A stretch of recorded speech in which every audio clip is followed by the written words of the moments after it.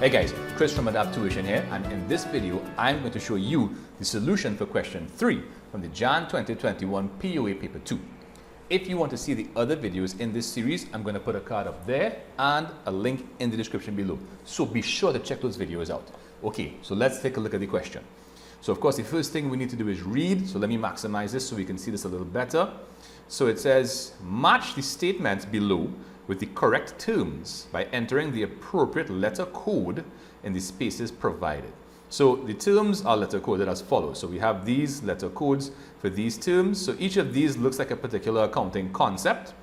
And we have these phrases down here. So what they want us to do is to match up these phrases with the correct letter that represents the accounting concept to which the phrase refers. Okay, so I'm going to put that on the side. Let's center it again so we can see it a bit clearly. But I actually, if you take a look on the right hand side here, you're going to notice I typed out those, well, I kind of summarized the statements, all right? So it says expenses and revenues are recorded when incurred or earned respectively. Let's see, does it match up? Yeah, expenses and revenue are recorded when earned or incurred respectively. Okay, so that, if we take a look, we have the business entity concept, right? The accrual concept, the prudence concept, duality and consistency. Right, so the one that applies here is accrual. The accruals concept says that, yeah, expenses and revenues are recorded when earned, when incurred or earned respectively. So once you incur a revenue, you cause it to come into existence, you record it, even if you didn't pay for it. That's why if it's unpaid, it's referred to as an accrued expense. Right? Similarly, a revenue, if you earn a revenue, you provide a good or a service, but you didn't yet receive your money, right? You still record it as being earned. And that's why the revenue that you have not yet received is called accrued revenue. All right. So we're gonna, that's item B. So we're gonna put item B there. That's a little small. I should have, that's kind of small for a big space. Anyhow, let's take a read the next one. So if we read it on this side, it says a company's financial statements should follow the same accounting principles, methods, practices, and procedures from one accounting period to the next. All right. So in other words, you have to follow the same things you use from one period to the next. So that sounds like being consistent. And there is a concept called consistency. So that is actually the answer, right? Which is item E. So we're going to put item E there. All right. Next, let's take a read. So it says the personal transactions of the owner are kept separate from the business's transactions. Right. So that one has different names. I know it as the separate entity concept or the entity concept. Here they have it called the business entity concept. So 6 of one, half a dozen of the other. So that's item A. So we're going to call, we're going to put item A there. Next, we have assets should not be overstated and liabilities should not be understated. But that sounds like the prudence concept, which is item C. Okay, so we're going to put C here. And then the last one says every transaction, every transaction affects at least 2 accounts. Right, so this one I normally call the dual nature of accounting, but here they call it the duality concept or the duality principle. All right, so we're going to use D. All right, so D. All right. So again, if you have any questions on any of those, be sure to leave the question in the comment section below. All right. So I'm going to scroll down so we can have the solution for part B, part 1 visible there. And I'm going to scroll down on this side. And I think I am actually going to zoom in. I was testing it a bit earlier before I started up my stuff here. Right, so I think we could see everything clearly on the left-hand side at least, right? So this is natural stuff manufactures a single product. The following forecast are for the 3 months ending 31st December 2020. Okay, so we have here a little table, and we have the months, and we have the number of units to be sold. All right, hold on. You could scroll across a bit. No, there were no more words. I was hoping there was a word after the on the top right-hand side. Okay. So I'm assuming that these are the sales, right? The sales units for October, November, and December respectively. Then we have that the selling price of the product during the budget period will be as follows. So in October, this selling price is $8. So maybe that was the introductory price because in November and December it went up to 9. So, okay. So what do they want? They want to prepare a sales budget for the 3 months ending December 31st, 2020. Right, so budgets is one of the newer additions to the current iteration of the POA syllabus. It was first up for testing in 2019, and this is the first instance of it being tested, right? As you can see, It's not many marks, it's 3 marks, right? So you want to spend about 5 minutes on this. And this isn't, I mean, honestly, this is more of like a kind of math thing than it is accounting, but it is used in accounting because it's financial forecasting. All right? So basically what you want to do, you want to set it up so you see how much money you're going to earn in each month. And we know how much money, we know how much revenue we're going to earn. To find revenue, we're going to take the quantity and multiply by the price. So in October, we're going to sell 4,000 units, right? And in October, the price is 8,000. So we're going to make 32,000, 4,000 units by $8 per unit. In November, we're going to take the number of units, which is what? Number of units in November is 10,000, and we're going to multiply by the price in November, which is 9. And same thing for December. We're going to take 12,000 from December and multiply it by 9. 12 by 9 is 108. So that's also, there's no one right format for this, but of course you guys are kind of confined based on whatever they give you in the paper to use, right? So as you can see, I have added up natural stuff, the name of the company, the name of the statement, sales budget, and of course the period to which it applies for the 3 months ended 31st December 2020. So the top column should say, well, the months, October, November, December. I suppose you could abbreviate. I don't think abbreviating months is anything, a big offense. Then I'm going to put a single line going across showing all of the units to be sold in each month. So you're going to see units, or units sold, or budgeted sales units, right? 4,000, 10,000, 12,000, as per the information in this table up here. All right, and then I'm going to put the price information in the next row. All right, and all I'm going to do is I'm going to multiply. Right? So again, 4,000 by 8 is 32,000, 10,000 by 9 is 90, 12,000 by 9 is 108. Right? Relatively simple and straightforward. Again, if you have any questions, please feel free to leave them in the comment section below. The next section, all right, let's take a read. What does it say? So it says, the accounting staff of Natural Stuff prepares quarterly cash flow projections. Using the form on page 15, complete the cash flow statement. Okay, so this is where I had an issue.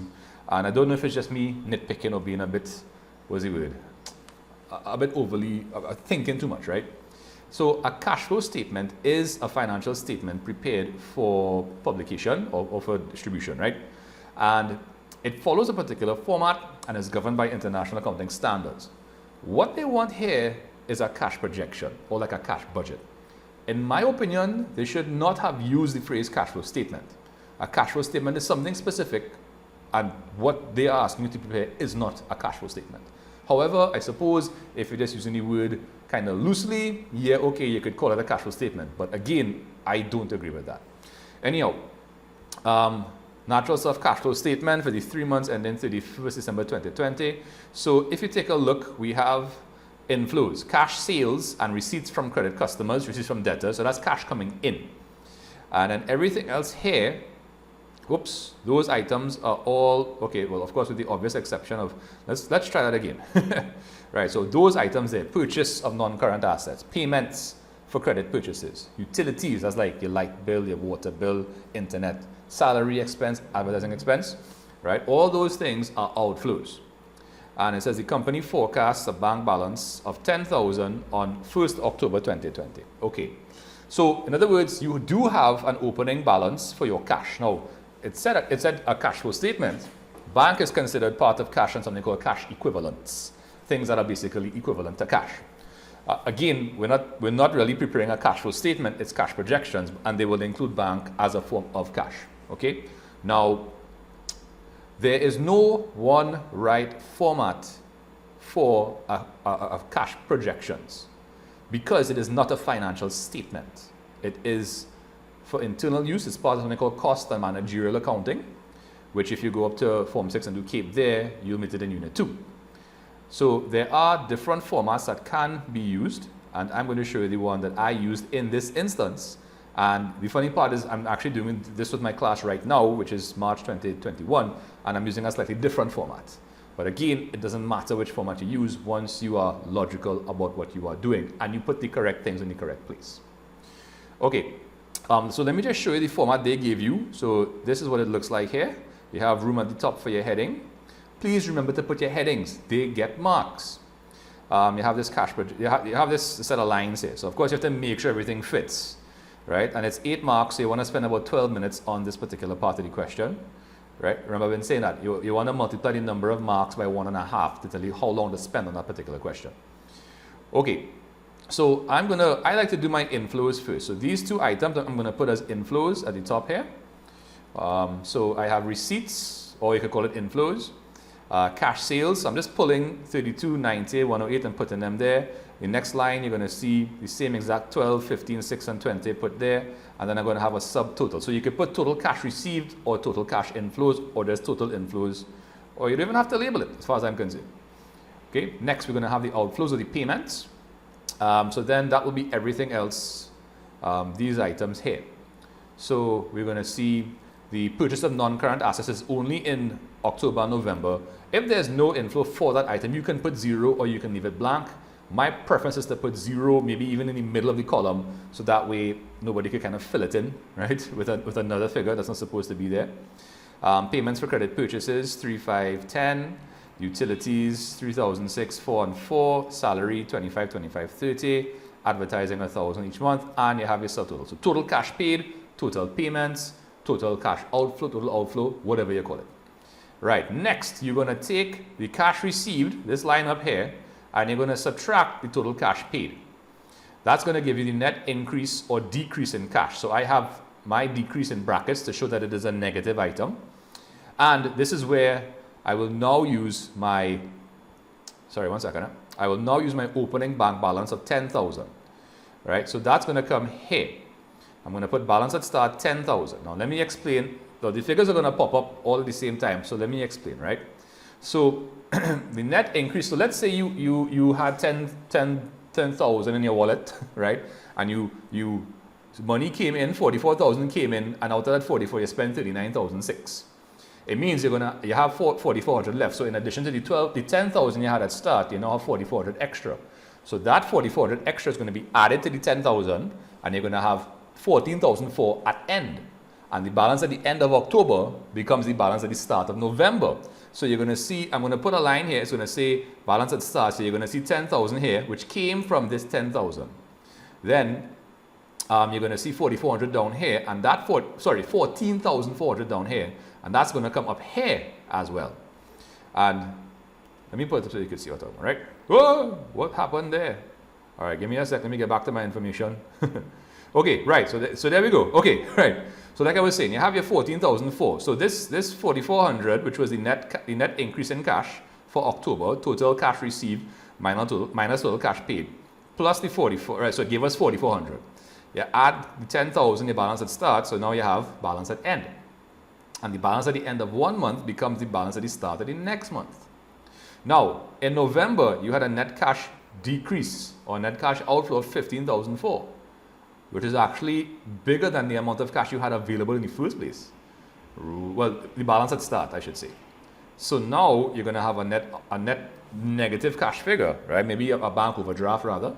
And then that figure, the balance at the end of November becomes the balance at the start of December. Now in December, you had a nice healthy surplus of cash. A net increase of 83,000, which will give you a nice healthy 82,000 bank balance at end. Okay? All right, so I know that was not necessarily the best explanation there. My intention, however, is to do a video on cash projections. That might be out, if not later on in March, probably in early April 2021. Okay, so that's it basically. So let's go down now to the last part of the question. Right, so this now, right, so let me actually scroll down on this side as well so we could get those things visible. Okay, so if the owner of natural stuff incurs a cost of $150 for each product and sets his markup at 25%, calculate the selling price. This is a math question. You all know selling price and cost price in regular math. That's all this is. The owner of natural stuff incurs a cost of $150 for each product. That is the cost price. All right, and sets his markup at 25%. Your markup is your profit as a percentage of the cost price. So in other words, he wants to find 25% of the cost price and add it onto the cost price to get his selling price. So 25% of 150 is 37.50. And when you add it together, you get 187.50. So that is the selling price. Again, your cost price plus your profit is selling price. Your profit in this case is called your markup. And your markup is your profit, but as a percentage of your cost price. Because in the next part of the question, which we're going to see now, there's something called margin. And the margin is the profit, but expressed as a percentage of the selling price. Right, and that's exactly what they're asking for across here. Right, using the information in C part 1, calculate the gross profit margin for the product. So all we will do is we will take the gross profit, we will divide it by the selling price, and you will get 20%. And that is the gross profit margin, right? Okay, so once again, your markup is your profit, your gross profit, expressed as a percentage of your cost price. And you can take that percentage multiplied by the cost price, and then that'll give you your gross profit. To find selling price, you're going to add cost price and gross profit. For the margin, your gross profit margin, that's when you express your profit, your gross profit, as a percentage of the selling price. So you just take, in this case, 37.50 divided by 187.50, and we get 20%.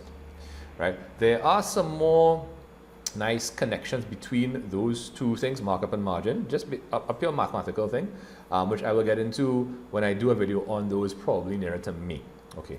Anyhow, ladies and gents, that's about it for this question. Again, please remember to check the description below to find the link to the playlist for this entire solution and to some other nice stuff. My website has free POA handouts. My Facebook page has past paper solutions from 2021 Jan, go back. All right, and if you're watching this past at a later date, you might probably find later ones there too. I'm trying to migrate them across to my website. You'll find a link in the, for the same free handouts in the description below. So I'm working on it, but I'm encountering a bit of a problem. Anyhow, ladies and gents, thanks very much for watching, and I'll see you next time. Bye.